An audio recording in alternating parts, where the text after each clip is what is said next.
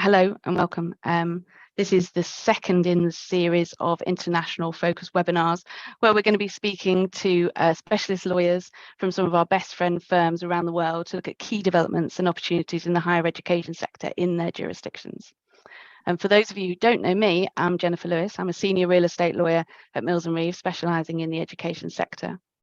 And today I'm really pleased to be joined by Kathleen Porter and Kate Dion, both partners at our best friend firm in the US, Robinson+Cole. And Kate and Kathleen are going to talk for about 20 minutes or so about higher education market in the US with a focus on issues relevant to UK universities. And then there'll be time for questions. I've just quickly got a couple of housekeeping points to make. This session is being recorded and you'll be sent the recording afterwards. If you've got any questions, as I say, there is going to be time for questions hopefully at the end. And if we don't get to you to your question, then we will follow it up. So you can just put those in the Q&A box, please. And you'll get a follow-up email from us after the session that will include sign-up details for our next session, which will focus on the Middle Eastern market on the 1st of November. So by way of short introduction, Mills & Reeve have a long and established relationship with Robinson+Cole, which spans several decades. We've worked collaboratively alongside them to provide seamless advice to our higher education and research clients and clients from other sectors as well for many years, and we're pleased to be joined, of course, by Kate and Kathleen today. Kate Dion is a partner and chair of the firm's education industry group. She's got significant experience advising US universities on a broad range of matters. And additionally, she currently acts as outside general counsel for a US university. Kathleen Porter is a partner and co-chair of the firm's international practice and has worked with Mills & Reeve on a number of cross-border issues, including within the education sector. Kate, I'll come to you first. Are there any key developments or issues in the US that are worth highlighting as a starting point for universities in the UK? Yes, and thanks, Jennifer, for the opportunity to speak to everyone today. Prior to the COVID-19 pandemic, schools in the US were anticipating what's been called the impending demographic cliff of 2025, which is when really we believe that the number of students who are going to be attending higher education institutions is really going to fall off. And this was a result mainly of a decrease in birth rates of students going into higher education. This problem was exacerbated by the COVID-19 pandemic in a couple of ways. First, there are students who have decided that higher education is not, that would have normally gone to a higher education institution, decide that's not really the path for them.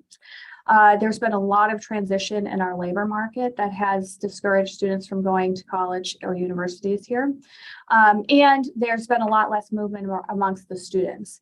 And so what has resulted in is a lot of universities in the United States have become less selective about the students that they are having come into their institutions. They're accepting more students because they're anticipating that less students are going to actually attend. And they are looking at contracting their programs now and combining sometimes with other institutions in anticipation of having this issue with many less students being available, which I understand is actually occurring also in the UK to some extent. I think that doesn't mean that there's no opportunities for UK universities to collaborate with US institutions, but I think it's going to be better. The more fruitful way is going to be on either a study abroad experiences or an exchange program between the schools, which can lead to students looking to who have had a successful study abroad experience in their undergraduate, possibly going to the UK for graduate school or to pursue a different degree or to obtain some other training that might lead them to have an international degree that might be more available to attend pursuing employment opportunities outside the US. One other thing to be sort of mindful about the student population that's attending schools in the US now is that students are becoming much more diverse here. There is less traditional students, i.e. like the students that go immediately from high school to universities. We are seeing a lot more graduate students, especially those that want to participate in study abroad programs instead of just attend like a 1 year to get a slightly higher degree. We are seeing more opportunities for short-term exchange programs with other abroad institutions. And we're seeing a lot more creativity in the marketplace, especially when you can work in an internship or there are more bigger programs between the two different institutions and encouraging students to study abroad in a certain area. The other thing I wanted to mention is that with regard to our student athlete population, you may have heard that there's a lot of upheaval in the NCAA that is currently taking place with court decisions that have not been favorable to it, and with the NCAA trying to adopt to new regulations. And what that means is I think that there's going to be a lot of changes in that area. But what we see is a lot of students are very interested in playing their sport after high school. And to the extent that they can play that sport in institutions that are abroad, we've seen them want to do that either at the undergraduate level if they can't do it there, or to continue playing abroad for a year or two while pursuing a graduate degree once they're no longer eligible to play their sport in the US. That's interesting. And how would you say that UK universities are perceived in your jurisdiction? And leading on from that, how best might those universities foster relationships with the US partners, particularly when what you were saying around the decline in the student numbers? Sure. So the UK is still one of the top places where students in the US want to study abroad. There's a couple of reasons for that. They do desire to travel more, especially now that with the pandemic sort of slowing down. But the UK, obviously, we share the same language, and that's very attractive to students, especially those that have not been able to pursue foreign language studies as much over the last several years while we were having COVID interrupt their studies. Students are less concerned with the prestige of the name of the UK university as opposed to the location. And our students these days are very interested in the amenities that are available in a study abroad program, the price, and what their living situation would be. We also have seen that parents have become increasingly more involved in the selection and study abroad process. Parents like housing that's more integrated in a city where they feel safe, they feel like their students are safer.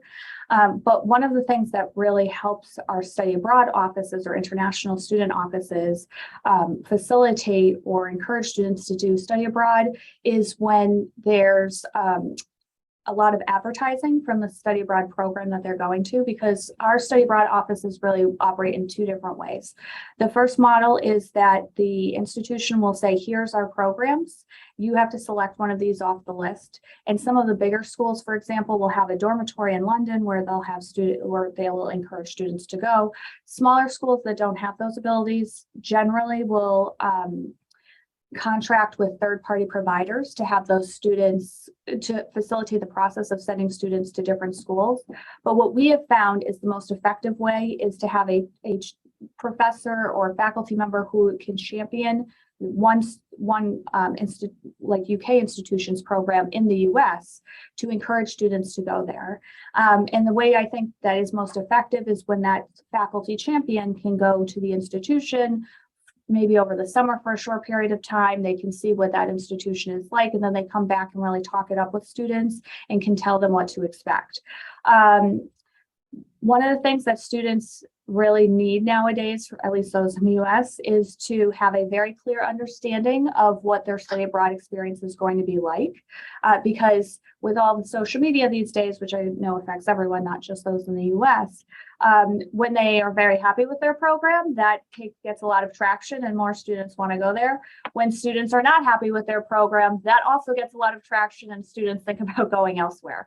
And so making sure that students have the right expectations going in, because to be honest, the American students don't always conceptualize the fact that going to another country means you're not just replicating what your US experience is like here when you're in another country. And so we try to do a lot of counseling of the students ahead of time about what they should expect in at their study abroad experience or their exchange experience, but it is helpful if the institutions can really partner with a U.S. institution so that that information flow is consistent.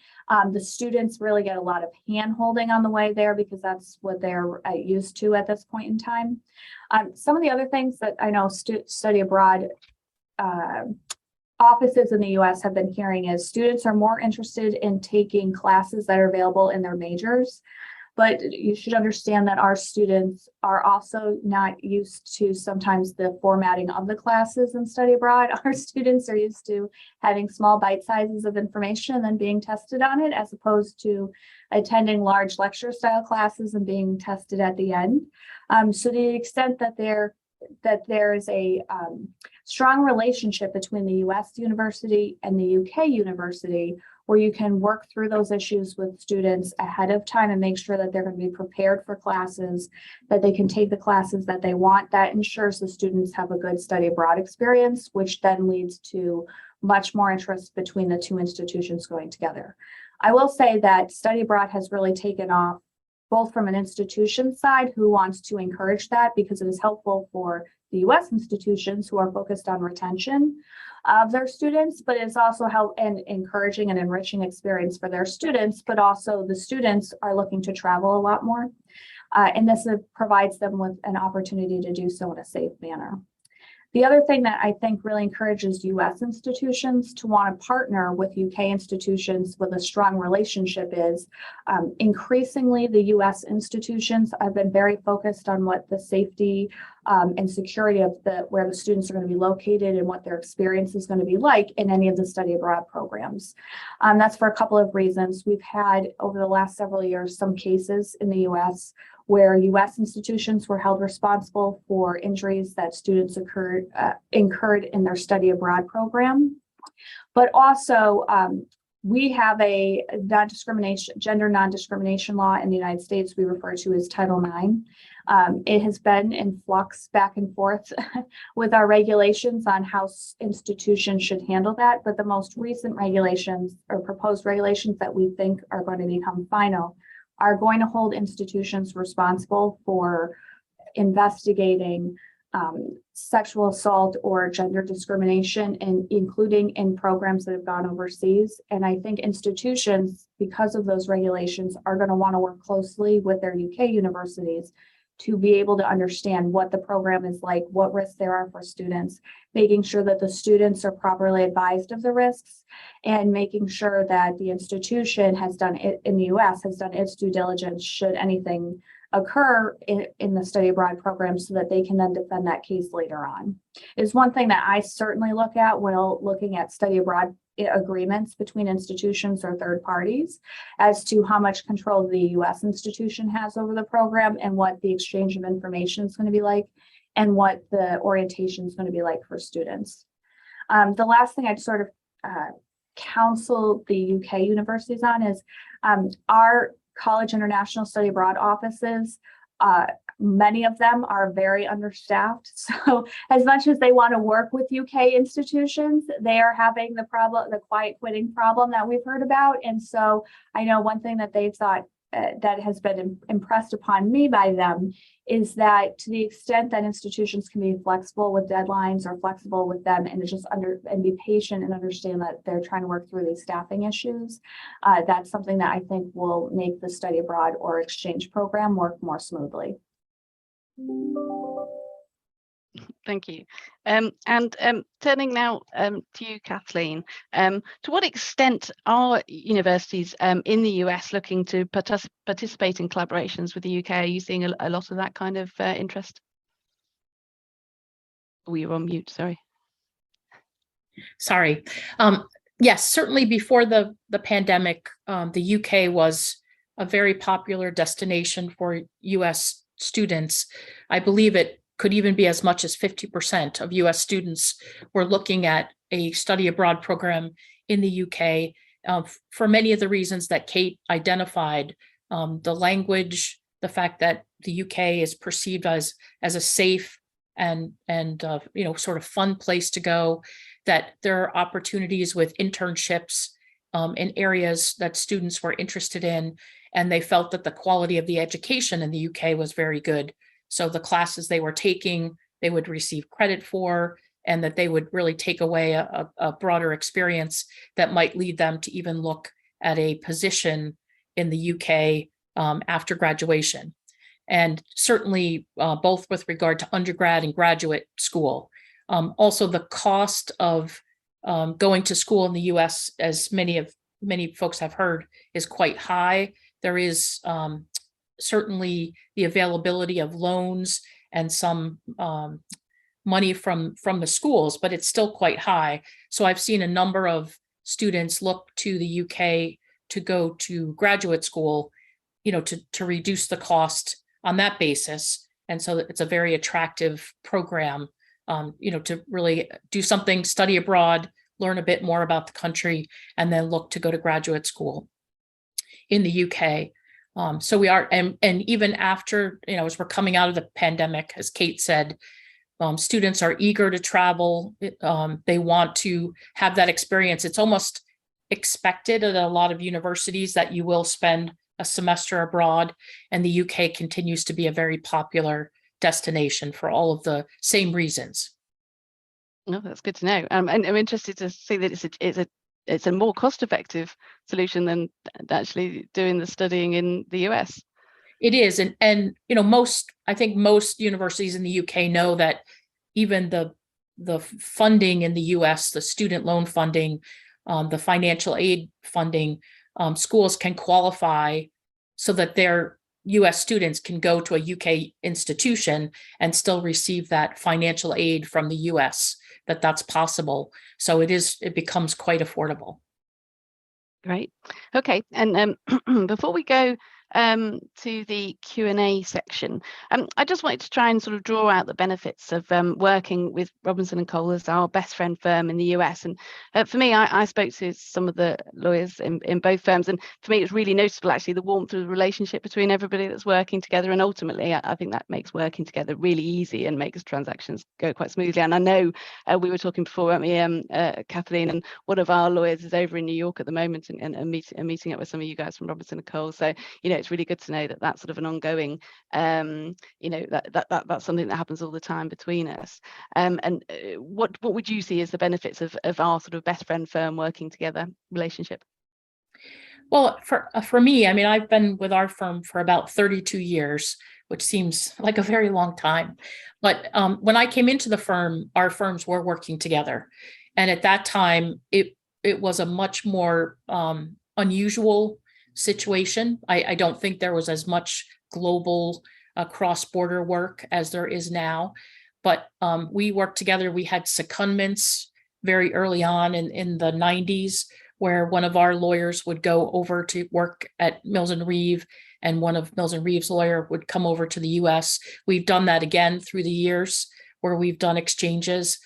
We also regularly speak, as we're doing now, at each other's programs. We meet whenever we're traveling in the UK. And as you mentioned, one of your colleagues is over in New York now. Our offices are, we're in Boston, really on the East Coast, New York, Delaware. We've just opened an office in DC and an office in Florida. We have a small office in California. So I think our footprint is broad enough that it allows for a lot of questions which we can cover easily. The US is 50 states, but many of the questions are very similar. If we're looking at an agreement, it's very often governed by New York law or a law of a state where we can offer advice on.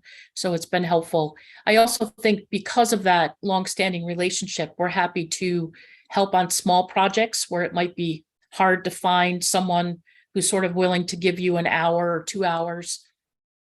Just yesterday, one of your colleagues asked us, could you help us on these 2 sections of a lease and just tell us what the difference is in the US versus what this language says.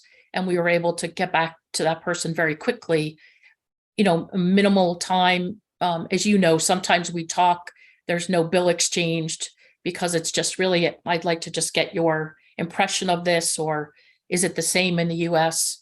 What's the best practice in the UK? those types of conversations we have all the time.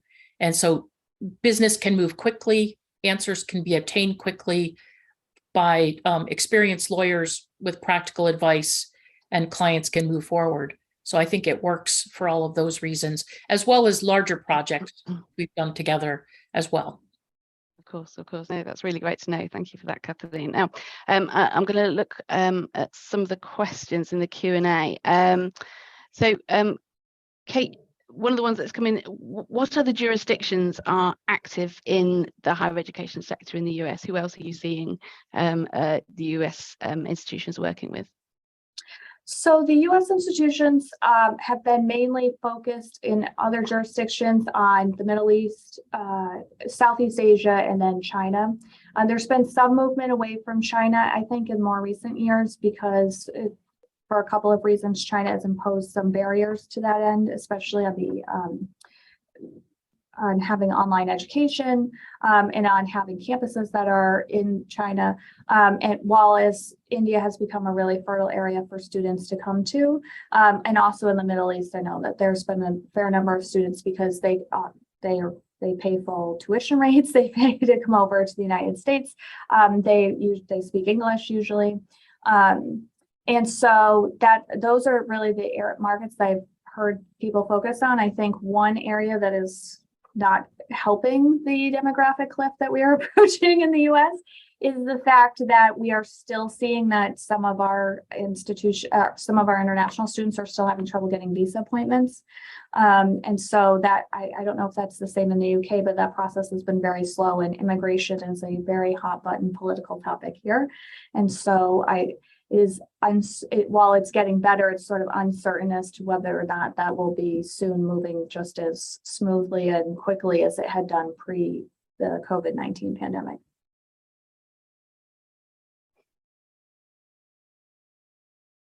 Thank you for that, Kate. Sorry, I was just reading another question that's come in.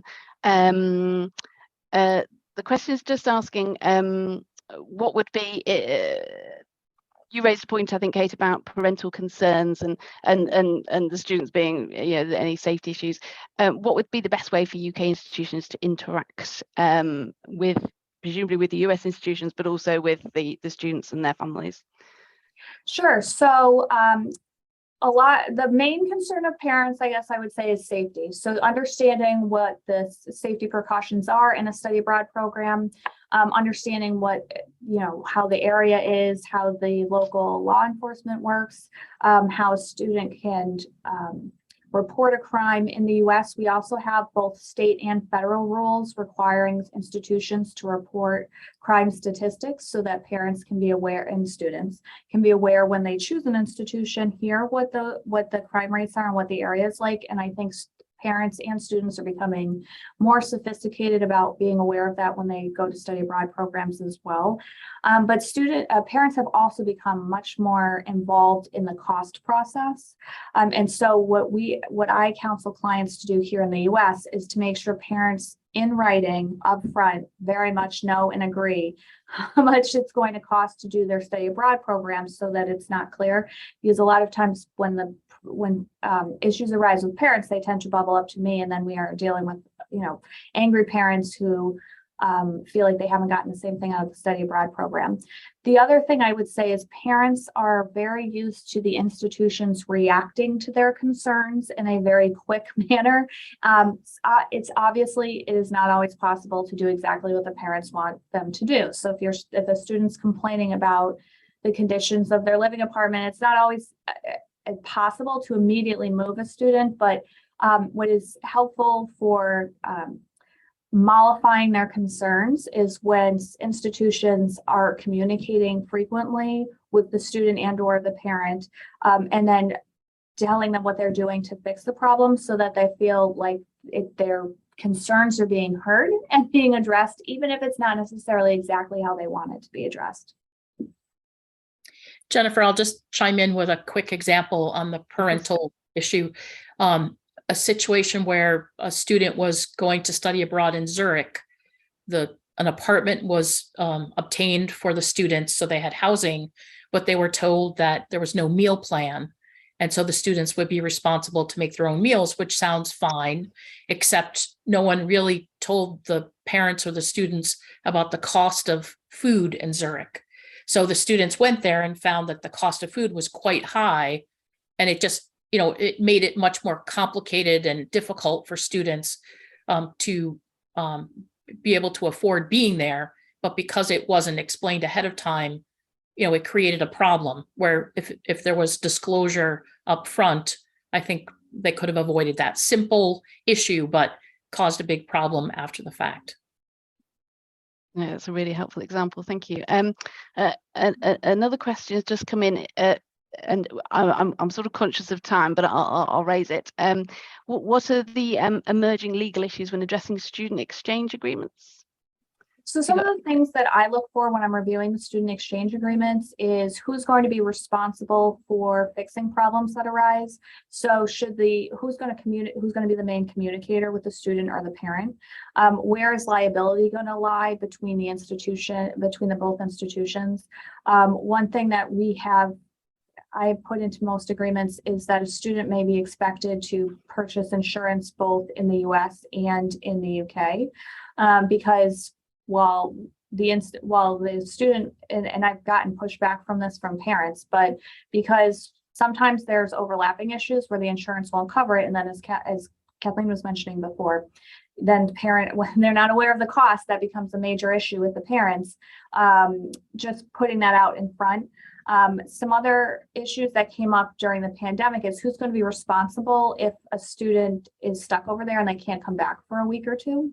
And how will those arrangements work? Where will the student expect to be? How will the student, who's going to pay for that? How will the student be expected to, eat, where will they be able to travel, do laundry services, all of those things about going about daily life. The students, even the ones who think they're very independent, are not necessarily well prepared for figuring those things out on their own. So in my experience, handling those on the front end is much better, especially when we know now that a student could be trapped somewhere for 2 weeks if they test positive for COVID, for example, and can't come back. Or there's any other reason why a student wouldn't be able to come back when they're expected to come back. That's really helpful. Thank you, Kate. And I think there's just one other question here, which I'll pick up quickly. Any evidence that there's a changing perception of the UK from American students? Obviously, it's been popular.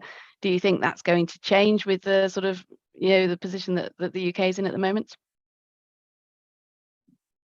I can take that one. Oh. Yeah, I haven't seen any evidence of that. We have our own issues in the US. We might ask the same question of students in the UK about studying abroad in the US. So I think, students are mindful of that. I think if there were to be a significant financial crisis in the UK, that people saw in the news every day, that might change people's perception. But at the moment, I haven't seen anything. Kate, I don't know if you have. No, in fact, I would echo exactly what you said, but I would also add to that. I think what is especially helpful is that, for instance, the UK's approach to handling the COVID-19 pandemic has been very similar to the US approach. I know in countries that have been much stricter on those sorts of, on what students can do, where they're supposed to go, what their expectations are, there's actually more friction with the students that are there, because if they're not well prepped in advance for where the changes are and what behavioral expectations are, then the students from the US unfortunately aren't as malleable as some other students to complying with that. And so I actually think it's made having the students exchange in the UK a lot easier on that front. Yeah, that makes sense to me, actually. Now, I say I'm mindful of time. I'm going to draw this to a close. I feel like we could talk for a lot longer. But thank you very much to everybody that's attended. And I really hope that you found it useful. You will get a feedback form. Could I ask that you fill it in if possible? It'll only take a minute. And as I mentioned, the next international webinar will be on the 1st of November. We're going to be joined by Ivor Magetigan from our best friend firm in the Middle East, which is Altamimi and Company, and you'll shortly receive an email where you can sign up to this event. So hopefully we'll see you there as well. And finally, I'd just like to say thank you to Kate and Kathleen for your really useful insights today. Thank you very much. It's been great. Thank you, Jennifer. Thank you.